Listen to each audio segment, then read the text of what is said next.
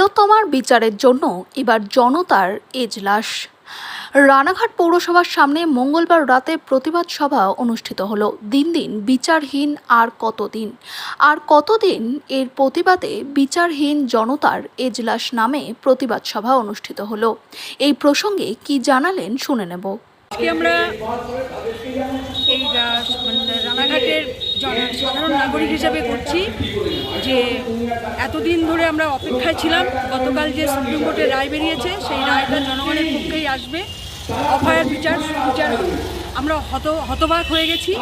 উল্টে সেই যারা আন্দোলনকারী, যারা আর কি অভয়ার হত্যাকারী এবং ধর্ষকদের শাস্তির দাবিতে লড়ছে, উল্টে আন্দোলনকারীদের কাজে যোগ দেওয়ার কথা বলেছে। এর বিরুদ্ধেই আজকে আমরা প্রতিবাদ সভা করছি এবং লাগাতার আন্দোলন চলুক এবং মাননীয় মুখ্যমন্ত্রী যে জনগণকে আনন্দ উৎসবে নেমে যেতে বলেছেন, এইটাও আমরা ধিক্কার জানাচ্ছি এই সভা থেকে। আমার নাম অপর্ণা গুহ, এই রানাঘাটের নাগরিক।